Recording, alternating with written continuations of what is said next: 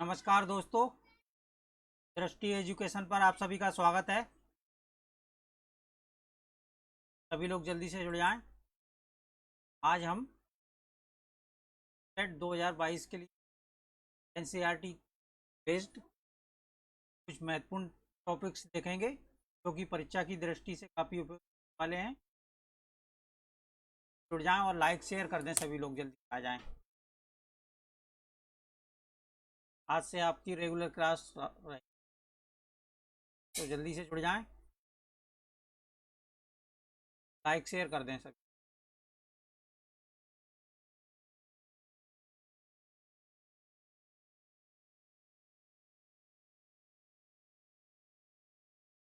Voice आ रही है मेरी क्लियर? कमेंट करके बता दें जरा। स्टार्ट करते हैं, बताएं जल्दी से, कमेंट कर दें सभी लोग। राधे राधे सभी को, आ जाएं जल्दी, लाइक शेयर कर दें। और वॉइस आ रही है? कमेंट करें। चलिए फिर स्टार्ट करते हैं। आज का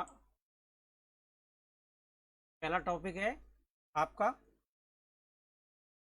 सीआरटी बेस्ड है, ठीक है? ब्रेल लिपि।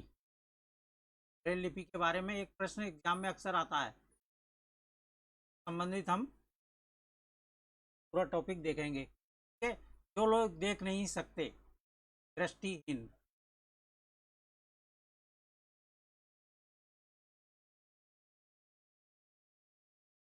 ठीक है? जो लोग देख नहीं सकते, उसे पढ़ने का एक खास तरीका होता है, इसे हम ब्रेल कहते हैं, ठीक है? ब्रेल के नाम से जाना जाता है ये तरीका, ठीक है? ब्रेल क्या होती है? ब्रेल एक मोटे कागज पर पीले औजार से बिंदु बनाकर लिखा जाता है, ठीक है? एक मोटा कागज होता है, उस पर पीले औजार की सहायता से बिंदु बनाए जाते हैं, ठीक है? ब्रेल कागज पर हाथ फेर कर पढ़ा जाता है, क्योंकि दृष्टिहीन लोग से देख नहीं सकते, वो हाथ फेर कर पढ़ते हैं कि उस पर क्या लिखा हुआ है, ठीक है? लुई ब्रेल, ब्रेल लिपि की खोज किसने की थी? लुई ब्रेल ने। कहाँ के निवासी थे ये? फ्रांस देश के, ठीक है? ब्रेल लिपि की खोज की थी। इस लिपि में मोटे कागज पर उभरे हुए बिंदु बने होते हैं, तरह के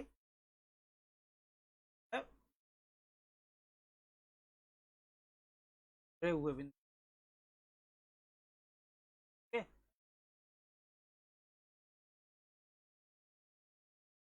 तरह के बिंदु बने होते हैं, इस पर हाथ पे उभरे होने के कारण इन्हें छूकर पढ़ा जाता है, ठीक है? यह लिपि कितने बिंदुओं पर आधारित होती है? ये अक्सर एग्जाम में पूछा जाता है, मोस्ट इंपॉर्टेंट है। कितने बिंदुओं पर आधारित होती है ये? 6 बिंदुओं, ठीक है? ध्यान रखें। गीता पाठक। ब्रेल लिपि अब कंप्यूटर पर भी लिखी जा रही है। अब कौन से डिवाइस पर लिखी जा रही है? कंप्यूटर पर भी लोग को पढ़ सकते हैं, ठीक है? अगला देख लें। ब्रेल लिपि की जानकारी देते समय बच्चों को वास्तविक ब्रेल शीट दिखाना अच्छा रहता है, इससे उनको सही जानकारी और वह प्राप्त होता है। अगला टॉपिक देख। अब घरों की विशेषताएं, किस प्रकार के घर भारत में अलग अलग राज्यों में पाए जाते हैं, इस पर एक इम्पोर्टेंट प्रश्न आता ही आता है, मोस्ट इम्पॉर्टेंट है ये, ठीक है? तो असम के घरों की विशेषताएं क्या होती हैं? असम में बहुत बारिश होती है, सबसे ज़्यादा बारिश असम में होती है, ठीक है? असम में घर जमीन से लगभग 10 से 12 फुट ऊंचाई पर बनाए जाते हैं, 10 से 12 के बने होते हैं। या फिर हम मीटर में चेंज करेंगे तो से 3.5 मीटर होते हैं, ठीक है? बांस के खंभों पर, मजबूत बांस के खंभों पर बनाया जाता है। बांस के खंभे जहाँ पर भी आ जाए एग्जाम में, असम ध्यान रखेंगे राज्य में, ठीक है? ये घर अंदर से लकड़ी के बने होते हैं, और ये घर अंदर से किस प्रकार के बने होते हैं? लकड़ी के ही बने होते हैं, ठीक है? तो और छतें कैसी होती हैं? ढालू होती हैं इनकी, क्योंकि बारिश जहाँ पर होती है वहाँ की छतें ढालू छतें हुए, ध्यान रखें, इसको मोस्ट इम्पॉर्टेंट टॉपिक है। कथन वाला भी प्रश्न आ सकता है और सिंपल प्रश्न भी से पूछा जा सकता है, ठीक है, ध्यान रखें। अगला प्रश्न है मनाली से। मनाली, मनाली के घर, तो ये कहाँ पर होता है? हिमाचल प्रदेश में, हिमाचल प्रदेश, ठीक है। तो मनाली एक पहाड़ी इलाका है ये, ठीक है। यहाँ पर भी बारिश बहुत होती है और बारिश के साथ यहाँ पर बर्फ भी पड़ती है, ठीक है। जब ठंड ज़्यादा हो जाती है तो धूप में बैठना अच्छा लगता है, यहाँ के लोग धूप में बैठना पसंद करते हैं। मनाली के मकान किस प्रकार के होते हैं? पत्थर या लकड़ी के बने होते हैं। यहाँ पर बहुत बारिश होती है तो छतें भी कैसी होती हैं? यहाँ ढालू, ध्यान रखें, यहाँ बारिश होगी वहाँ छतें ढालू किस, ठीक है, ध्यान रखें। चलिए अगला टॉपिक देखते हैं। अब आ जाएगा आपका राजस्थान के घर किस प्रकार के होते हैं, तो भी देख। राजस्थान घरों की विशेषताएं क्या होती हैं? राजस्थान में बारिश बहुत कम होती है, बारिश यहाँ पर कम होती है क्योंकि ये रेगिस्तानी इलाका है, ठीक है।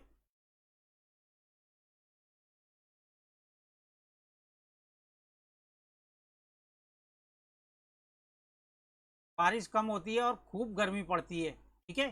राजस्थान में लोग किस प्रकार के घरों में रहते हैं? मिट्टी के घरों में रहते हैं, ठीक है। मिट्टी के घर वहाँ के गाँव में पाए जाते हैं। घरों की दीवारें किस प्रकार की होती हैं? मोटी होती हैं यहाँ की दीवारें, और इन दीवारों को मिट्टी से लीप पोत कर सुंदर बनाया जाता है, ठीक है। और घरों की छतें किससे बनाई जाती हैं? कटीली झाड़ियों से बनाई जाती हैं। कटीली झाड़ियाँ ध्यान रखें राजस्थान के लिए। और मिट्टी, मोटी दीवारें और मिट्टी से लीप कर उन्हें सुंदर बनाया जाता है, ठीक है। ये भी मोस्ट इम्पॉर्टेंट टॉपिक है। एक प्रश्न घर से आता ही आता है, मैचिंग वाला भी बन सकता है, तो सभी घरों की विशेषताएं दे दी और उनके संबंधित राज्यों की मैचिंग आ सकती है, ठीक है। लाइक शेयर कर दें, डेली क्लास रहेगी। अब अगला है टॉपिक टाँका। टाँका, टाँका क्या है इसके बारे में भी जान लेते हैं। राजस्थान में लोग टाँका बनाकर बारिश का पानी इकट्ठा करते हैं। पानी को, बारिश के पानी को इकट्ठा करने के लिए, क्योंकि वहाँ पर बारिश कम होती है राजस्थान में, ये लोग क्या करते हैं? टाँका बनाकर बारिश का पानी एकत्रित करते हैं। आंगन में गड्ढा बनाकर उसे पक्का करके टाँका बनाते हैं। यहाँ पर आंगन में गड्ढा बनाते हैं और उसे पक्का करके टाँका बनाते हैं। टाँके को ढक्कन से बंद रखते हैं, ठीक है। और टाँके के लिए घर की छत को कुछ डलवा बना दे देते हैं, जिससे कि पानी छत पर गिरा बारिश का पानी नाली के द्वारा टाँके में इकट्ठा हो सके। छत को नाली, छत की जो नाली होती है उस पर जाली लगा देते हैं। क्यों लगा देते हैं? क्योंकि से कूड़ा कचरा टाँके में ना जा पाए, ठीक है। कथन वाला भी आ सकता है और सिंपल में किया जा सकता है। बारिश का पानी एकत्रित करने की प्राचीन विधि, तो टाँका भी उसमें आ जाता है, ठीक है। और बावड़ी भी होती है, बावड़ी, ये भी प्राचीन है, ठीक है। पानी एक देख लें, ये मोस्ट इम्पोर्टेंट टॉपिक है। हाथी, हाथी के बारे में एक प्रश्न आपको एग्जाम में देख, ठीक है। तो हाथी क्या है बारे में देख लें। एक बड़ा हाथी एक दिन में कितने किलोग्राम से ज़्यादा पत्ते और झाड़ियाँ खा लेता है? 100 किलोग्राम, ठीक है, एक दिन में 100 किलोग्राम, या 100 केजी के, या वन, एक कुंटल, कुंटल में भी बोल पूछ, ठीक है। कुंटल में कितने किलोग्राम होते हैं? 100 किलोग्राम। तो 100 किलोग्राम से ज़्यादा पत्ते और झाड़ियाँ खा लेता है एक दिन में। हाथी बहुत कम आराम करता है, यह एक दिन में केवल 2 से 4 घंटे ही सोता है, ठीक है। हाथी, ध्यान रखें। हाथी को पानी और कीचड़ में खेलना बहुत अच्छा लगता है, भाता है, ठीक है। इससे उसके शरीर को क्या होता है, ठंडक मिलती है। कथन वाला भी प्रश्न इससे बनता ही है। हाथी के कान भी पंखे की तरह, गर्मी लगने पर हाथी अपने कान हिलाकर हवा करता है, ठीक है। और ये मोस्ट इंपॉर्टेंट है, 3 महीने के हाथी का वजन कितना होता है, 200 किलोग्राम होता है, 2 क्विंटल, ठीक है। एग्जाम में आ चुका है कुंटल। हाथियों के झुंड में केवल हथनियां और बच्चे ही रहते हैं, मादा हाथी नहीं रहते हैं, ठीक है। मादा हाथी नहीं रहते हैं, सिर्फ हथनियां और बच्चे ही रहते हैं। तो यहाँ से बन जाता है, झुंड की सबसे बुजुर्ग हथनी ही पूरे झुंड की नेता होती है और सारे फैसले यही करती है, ठीक है। बुजुर्ग हथनी जो होती है झुंड की, वो इसकी नेता होती है और सारे फैसले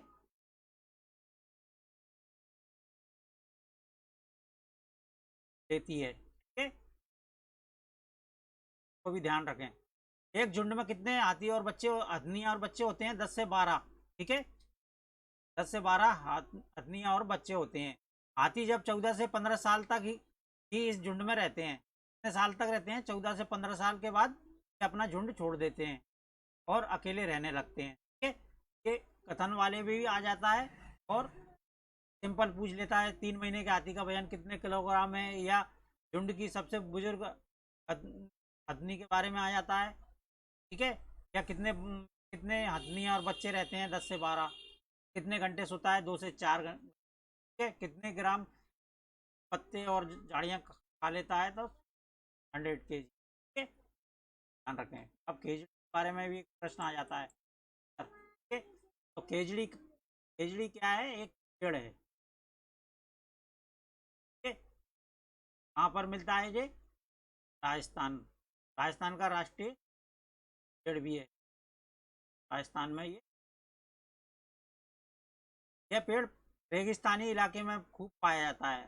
राजस्थान कैसा रेगिस्तानी इलाका है, खूब पाया जाता है। यहाँ पर से ज़्यादा पानी की ज़रूरत नहीं होती, ठीक है। इस पेड़ को पानी की ज़्यादा ज़रूरत नहीं पड़ती है। इसकी छाल दवा के काम आती है और इसकी लकड़ी को कीड़ा भी नहीं लगता है, ठीक है। इस पेड़ की फलियों की सब्जी बनाई जाती है, ध्यान रखें। पेड़ की फलियों की सब्जी बनाई जाती है। इसकी पत्तियाँ पत्तियाँ वहाँ पर रहने वाले जानवर खाते हैं, ध्यान रखें। और इसकी छाया में बच्चे खेलते भी हैं। इसकी पत्तियाँ वहाँ पर रहने वाले जानवर खाते हैं और इसकी छाया में बच्चे भी खेलते हैं। ये मोस्ट इम्पॉर्टेंट टॉपिक था ये। अब आ जाएगा ये आपका मधुमक्खी वाला। मधुमक्खी संबंधित प्रश्न भी एग्जाम में देखने को मिलता है, इसके बारे में देख लेते हैं, ठीक है। लीची के फूल मधुमक्खी को लुभाते हैं, ठीक है। और अक्टूबर से दिसंबर तक का समय मधुमक्खियों को अंडे देने का होता है। अंडे देने का समय क्या होता है, अक्टूबर से दिसंबर। और यही समय अक्टूबर से दिसंबर में मधुमक्खी पालन शुरू करने का सबसे अच्छा समय कहलाता है, ठीक है।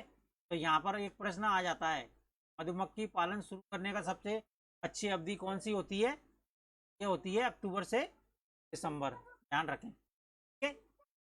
चलिए अगला देख लें। मधुमक्खी पालने के लिए बक्से, चीनी और छत्ते को साफ करने के लिए दवाओं की आवश्यकता पड़ती है, ठीक है।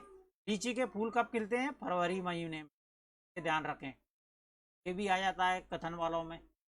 हर छत्ते में एक रानी मक्खी होती है जो कि अंडे देती है। कौन सी मक्खी अंडे देती है, रानी मक्खी, ठीक है। छत्ते में कुछ नर मक्खी भी होते हैं, नर मक्खी भी होती हैं, लेकिन इनका कोई काम नहीं होता है। छत्ते में बहुत सारी काम करने वाली श्रमिक मक्खियां बोला जाता है, होती हैं, ठीक है। यह दिन भर काम करती हैं। शहद के लिए फूलों का रस ढूंढती हैं ये, ठीक है। जब किसी मक्खी को रस मिल जाता है तो वह एक तरह का नाच करती हैं, ठीक है। दूसरी मक्खियों को पता चल जाता है, वे रस से शहद बनाती हैं। छत्ता बनाने का काम भी इन्हीं का होता है। किसका होता है, श्रमिक मक्खियों का छत्ता बनाने का काम भी। और बच्चों को पालना भी इन्हीं का काम होता है। ये ना हो तो ना तो छत्ता बने और ना ही शहद इकट्ठा, ठीक है। अगला देख लें। शहद के बिना छत्ते की सारी मधुमक्खियां भूखी ही रह जाती हैं।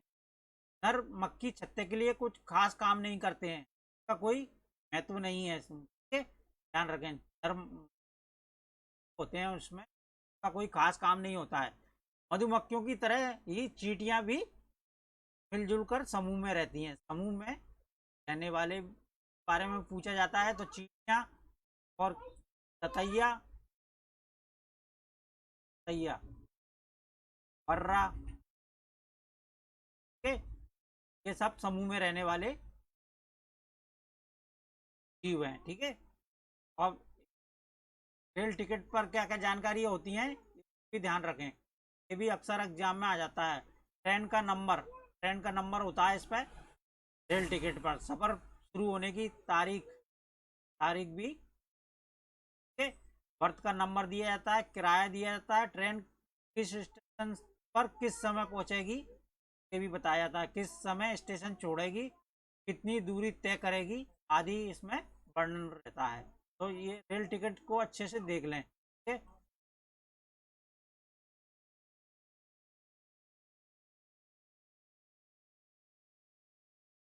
चलिए अगला देख लें। प्रश्न यहाँ से आ जाता है, कर्णम मल्लेश्वरी, ठीक है। कर्णम मल्लेश्वरी के बारे में क्या कहते हैं कि हम देख लेते हैं। कर्णम मल्लेश्वरी एक अंतर्राष्ट्रीय प्रसिद्ध अंतर्राष्ट्रीय वेट लिफ्टर, भारत्तोलक जिसे बोला जाता है, ठीक है। ये कहाँ की रहने वाली थी, आंध्र प्रदेश की, ठीक है। इनके पापा पुलिस में क्या हैं, हवलदार हैं। और जब ये 12 साल की थी तभी से वजन उठाने का अभ्यास इन्होंने किया था। अब वे एक बार में 130 किलोग्राम तक वजन उठा लेती हैं। एनसीईआरटी के अकॉर्डिंग है ये, ठीक है, ध्यान रखें। एनसीईआरटी का जो बुक क्या है वो किया जाता है, हम तक वजन उठाती हैं। और इन्होंने कितने मेडल जीते हैं भारत के बाहर, मेडल। इनकी 4 बहनें भी हैं जो रोज वजन उठाने का अभ्यास करती हैं, मतलब ये भी वेट लिफ्टर हैं, ये ध्यान रखें। ये मोस्ट इम्पॉर्टेंट टॉपिक है तो एग्जाम में देखने को मिलेगा ही मिलेगा। रेगिस्तानी योग, तो ये रेगिस्तानी योग कहाँ पर पाया जाता है, ऑस्ट्रेलिया में पाया जाता है, ठीक है, ध्यान रखें। रेगिस्तानी योग कहाँ पर पाया जाता है, ऑस्ट्रेलिया में। इसकी ऊंचाई 10 से 12 फीट और पत्तियां बहुत कम होती हैं इसमें, ठीक है। ऊंचाई होती है 10 से 12 फीट और पत्तियां बहुत कम होती हैं। इस पेड़ की जड़ें ऐसे 30 पेड़ जमीन पर लाइन से बिछा दिए जाएं। 10 से 12 फुट के जो पेड़ हैं, ऊंचाई के पेड़ हैं, उनको 30 ऐसे बिछा दिए जाएंगे तो उसकी लंबाई तक जमीन में गहरी जाती हैं जड़ें, ठीक है, जब तक पानी तक ना पहुंच जाए। यह पानी पेड़ के तने में जमा होता है।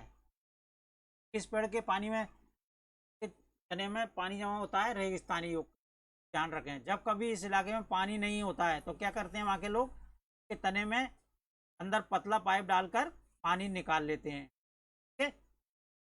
मोस्ट इम्पॉर्टेंट,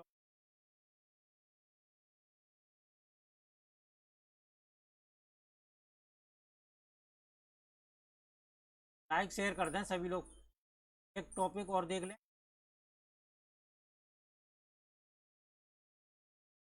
आ जाएगा आपका आबू धाबी के बारे में भी प्रश्न देखने को मिलता ही मिलता है, ठीक है।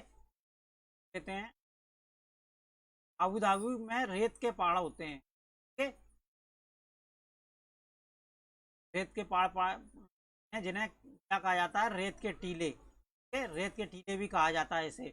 आबू धाबी और आसपास के देश रेगिस्तानी इलाके में है, ठीक है। आबू धाबी और उसके आसपास के जो देश हैं वो रेगिस्तानी इलाके में है। यह शहर से थोड़ी दूर जाने पर चारों ओर दूर तक रेत की रेत दिखाई देती है धाबी में, ठीक है। ना कोई पेड़ है यहाँ पर, ना ही हरियाली है, केवल रेत ही रेत दिखाई देती है। रेगिस्तान में बारिश नहीं होती है यहाँ पर। यहाँ पानी सचमुच बहुत कीमती होता है, ठीक है। पेट्रोल से भी ज़्यादा महंगा पानी मिलता है यहाँ पर अबू धाबी। वहाँ ना बारिश है, ना नदियाँ हैं, ना झीलें हैं और ना ही तालाब है। जमीन के नीचे भी पानी नहीं है, ठीक है। यहाँ रेतीली जमीन के नीचे तेल है, पानी नहीं, पानी की जगह क्या मिलता है यहाँ पर, तेल देखने को मिलता है, इसलिए तो यहाँ पेट्रोल आसानी से मिल जाता है। पेट्रोल पानी से सस्ता होता है यहाँ पर। अबू धाबी में सिर्फ खजूर के पेड़ पाए जाते हैं। तरह के पेड़ पाए जाते हैं खजूर के। एग्जाम में आया था अभी तो यार 22 में जो एग्जाम हुआ था गया था। अबू धाबी की मुद्रा को दिरहम कहा जाता है, ध्यान रखें दिरहम। और भाषा कौन सी है? स्थानीय भाषा अरबी है, इसका भी ध्यान रखें। अबू धाबी की भाषा है अरबी। और मुद्रा है, ठीक है। गर्मी की वजह से अबू धाबी के लोग ढीले ढाले सूती कपड़े पहनते हैं और पूरा शरीर सिर पर ढककर रखते हैं, जिससे वे तेज धूप से बच जाते हैं, ठीक है। ध्यान रखें इसको।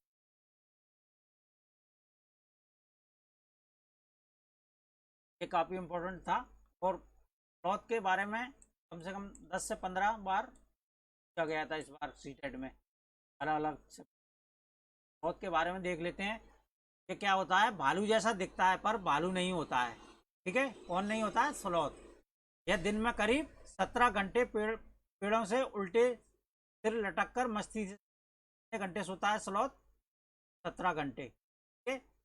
और होता है, यह जिस पेड़ में रहते हैं उसी के पत्ते खाकर पलते हैं, ठीक है। जिस पेड़ पर रहता है उसी के पत्ते खाकर पलते हैं। 40 वर्ष के अपने जीवन काल में ये 8 पेड़ों पर घूमने की तकलीफ उठाते हैं। कितने पेड़ों पर? 8 पेड़ों पर अपना जीवन व्यतीत करते हैं, और जीवन काल इनका 40 वर्ष का होता है। सप्ताह में एक बार शौच करने के लिए पेड़ से नीचे उतरते हैं, ठीक है। ध्यान रखें, कथन वाला भी आ सकता है और का समय पूछा जा सकता है कितने घंटे सोता है, तो 17 घंटे सोता है ये, ठीक है। और जिस पेड़ के पे रहते हैं उसी के पत्ते खाकर पलते हैं। जीवन काल इनका है 40 वर्ष का। 8 पेड़ों पर घूमने आते हैं ये, ध्यान रखें, ठीक है। लाइक शेयर कर दें। डेली क्लास रहेगी अब, ले गए थे अब क्लास रहेगी। अब बाघ के बारे में देख लेते हैं, ये काफ़ी इंपॉर्टेंट है। बाघ अंधेरे में हमसे 6 गुना बेहतर देख सकते हैं। अंधेरे में हमसे 6 गुना बेहतर देख सकते हैं। अगर हम 2 मीटर देख पा रहे हैं तो ये 6 गुना 12 मीटर हमसे देख पाते हैं, ठीक है। ध्यान रखें। बाघ की मूछें हवा में हुए कंपन को भाग लेती हैं। हवा में हुए कंपन को भाग लेती हैं, जिससे शिकार की सही स्थिति का पता चल जाता है और अंधेरे में रास्ता ढूंढ सकता है ये। बाघ मौके के अनुसार अपनी आवाज़ बदलता है। अलग अलग मौक़ों पर अलग अलग तरह की आवाज़ बदल लेता है ये। बाघ का गुर्राना 3 किलोमीटर दूर तक सुना जा सकता है, ठीक है। बाघ अपने इलाके में मूत्र करके अपनी गंध छोड़ते हैं। दूसरा बाघ मूत्र की गंध से झट पहचान लेता है, ठीक है। बाघ हवा से पत्तों के हिलने और शिकार के गाड़ियों में हिलने से की आवाज के अंतर को भांप जाता है। इससे एक प्रश्न आ गया था, और एक प्रश्न यहाँ पर आया था ये 2022 में। बाघ के दोनों कान बाहर की आवाज इकट्ठा करने के लिए अलग अलग दिशाओं में बहुत ज्यादा घूम जाते हैं। कौन सा जानवर है के दोनों कान बाहर की आवाज इकट्ठा करने के लिए अलग अलग दिशाओं में बहुत ज्यादा घूम जाते हैं? बाघ होता है ये प्रश्न आया था, ठीक है। और निपेंथिस, पेंथिस क्या है? एक सारी पौधा है ये, क्या या घटपर्णी भी बोलते हैं, घट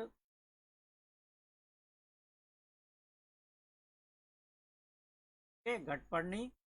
और शिकारी पौधा भी बोलते हैं। शिकारी पौधे को हम निपेंथिस भी कहते हैं। निपेंथिस एक ऐसा पौधा होता है जो मेंढकों से मकोड़ों और चूहे जैसे छोटे जीवों को अपने अंदर फांस कर खा जाता है। इस तरह का होता है ये, कई बार बताया है इस तरह का।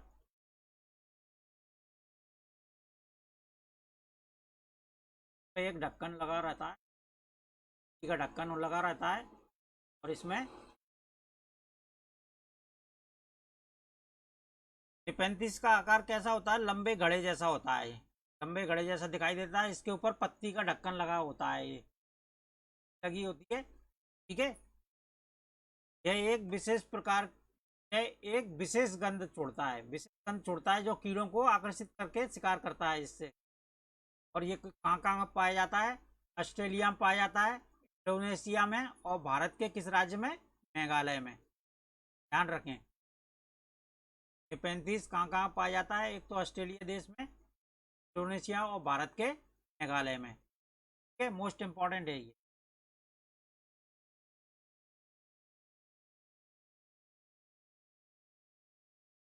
कथन वाला भी आ जाता है और कुछ भी पूछा जाता है, तो विशेष ध्यान रखें। अब सूखने का कारण, सूखने के कारण पर भी ये प्रश्न बनता है। कई जगह पानी को मोटर से निकाला जाता है, इसका कारण भी कुएं सूखने का बनता है, जिससे जमीन का पानी कम होता जा रहा है और कुएं सूख रहे हैं। ठीक है, पहला कारण है पानी को मोटर या टिल्लू पंप लगाकर आ जाना, बोरिंग ट्यूबवेल लगाकर। ठीक है, अब झीलें कम हो रही हैं, वहाँ वर्षा का पानी इकट्ठा होता था, झीलों क्या है, समाप्त होती जा रही हैं, यहाँ वर्षा का पानी इकट्ठा होता था, तो ये भी कुएं सूखने का एक कारण है। और पेड़ों के आसपास और पार्क के चारों ओर की मिट्टी को आप क्या कर रहे हैं? सीमेंट से कवर कर दिया जा रहा है, सीमेंटीकरण हो रहा है, इससे पानी की कमी होगी। पानी, वर्षा का पानी जमीन में बैठ नहीं पाता, और जब जमीन में पानी नहीं जाएगा तो कुएं सूखने का कारण ये भी बनता है। ठीक है, ध्यान रखें।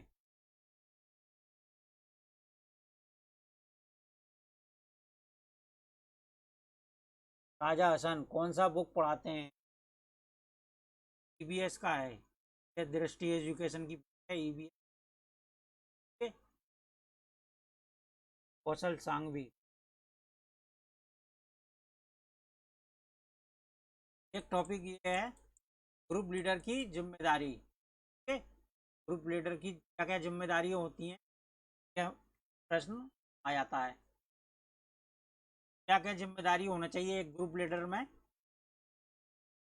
पहला है दूसरों का सामान उठाने में सहायता करना, दूसरों का सामान उठाने में सहायता करना, दूसरों को आगे बढ़ने और स्वयं अंत में जाओ, जो साथी हैं उनको आगे बढ़ने दें और स्वयं अंत में जाओ, जो ठीक से नहीं चढ़ पाते उनकी सहायता करना, रुकने और आराम करने के लिए अच्छी जगह ढूंढना भी ग्रुप लीडर की जिम्मेदारी होती है। जो बीमार है या उन कोई दिक्कत है तो उनकी देखभाल करना भी ये लीडर की जिम्मेदारी होती है। समूह के लिए खाने पीने का इंतजाम करना भी जिम्मेदारी बनती है। सबसे महत्वपूर्ण चीज़ हमेशा सजा के लिए तैयार होना, कोई भी गलती की हो या नहीं की, सजा के लिए हमेशा तैयार चाहिए। ये लीडर की जिम्मेदारियाँ। टॉपिक ये काफ़ी इम्पोर्टेंट टॉपिक है। के कौन थी? भारतीय मूल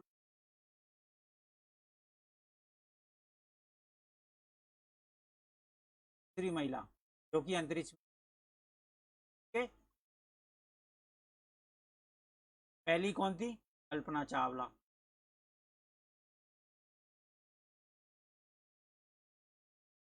ध्यान रखें, स्पेस में वहाँ एक जगह टिक कर बैठ नहीं पाते थे, ये हुआ में, इसमें जो अंतरिक्ष में, वहाँ पर क्या होता था, जगह टिक कर बैठ नहीं पाते थे, इस शिप में एक जगह से दूसरी जगह तैरते रहते थे। कौन तैरते रहते थे? वहाँ पर गुरुत्व का अभाव था, गुरुत्व बल जो लगता है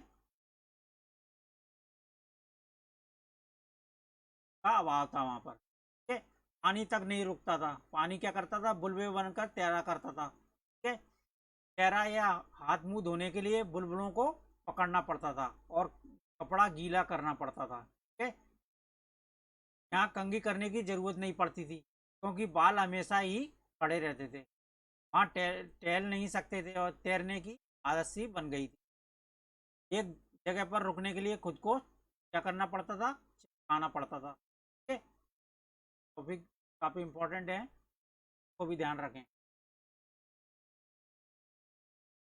नेक्स्ट है लद्दाख के घर। लद्दाख के घर किस प्रकार के होते हैं ये देख लें। लद्दाख में बहुत कम बारिश होती है, बारिश यहाँ पर कम होती है। लद्दाख में लकड़ी के घर, ठीक है, ढाल वाली छतों के घर और बर्फ से ढके रहते हैं। ढाल वाली छतें क्यों बनाई जाती हैं? बर्फ गिरती है, बर्फ गिरने के कारण ढाल वाली छतें आती हैं, ठीक है। घर दो मंजिले होते हैं यहाँ के, और घर की विशेषता है दो मंजिले बनाए जाते हैं, और ये क्या, पत्थरों के बने होते हैं। दीवार पर मिट्टी और चूने की पुताई की जाती है। यह घर अंदर से छप्पर की तरह दिखाई देते हैं, ठीक है। इसमें लकड़ियों की सीढ़ी का प्रयोग किया जाता है, ठीक है, ध्यान रखें। और नीचे की मंजिल जानवरों के लिए रखते हैं, ठीक है। और ज़्यादा सर्दी में नीचे की मंजिल में आ जाते हैं लोग। सर ऊपर रहते हैं, लेकिन जब ज़्यादा सर्दी पड़ती है तो आ जाते हैं। नीचे की मंजिल में खिड़की नहीं होती है, ये ध्यान रखें। और पेड़ों मोटे तने छत को मजबूत बनाने में इस्तेमाल होते हैं, मोटे तनों का इस्तेमाल किया जाता है, ठीक है, छत को मजबूत बनाने के लिए। अगला देख लें, ये मोस्ट इम्पॉर्टेंट टॉपिक है।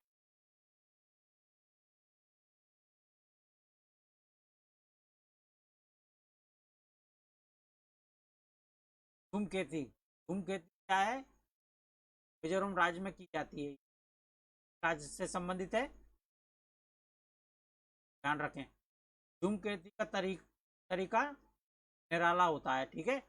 एक फसल कटने के बाद जमीन को कुछ सालों तक आराम करने देते हैं, मतलब छोड़ देते हैं, उसमें खेती नहीं की जाती, ठीक है, ध्यान रखें। एक फसल कटने के बाद जमीन को आराम करने देते हैं सालों तक, और उसमें खेती नहीं करते हैं। वहाँ जो बांस या जंगल उग जाता है उसे उखाड़ते नहीं हैं, क्या करते हैं, बस गिराकर जला देते हैं, ध्यान रखें, उखाड़ते नहीं हैं, बस गिराकर जला देते हैं। और राख जमीन में खाद का काम करती है, ठीक है।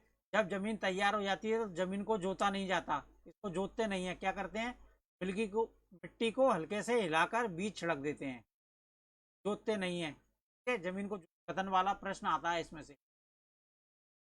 अगली, एक ही खेत में अलग अलग तरह के बीज, जैसे मकई, सब्जियां, मिर्च, चावल बोए जाते हैं। एक ही खेत में कई तरह की सब्जियां या फसल की जाती है। इसमें फसल के समय भी अनचाही घास और पौधों को उखाड़ते नहीं हैं, उन्हें गिरा देते हैं, ताकि वे जमीन की मिट्टी में मिल जाते हैं और जमीन क्या हो जाती है, उपजाऊ बन जाती है, ठीक है, ध्यान रखें। लाल प्यारी, गुड इवनिंग सभी को। क्लास रहेगी, अब लाइक शेयर कर दें। चलिए बस आज के लिए इतना ही है, तो आज के लिए इतना ही। कल नई क्लास में मिलते हैं आपको, ओके।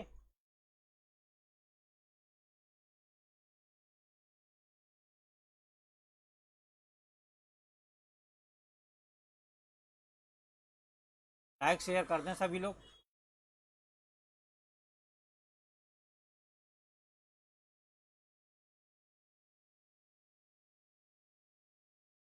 धन्यवाद सभी को।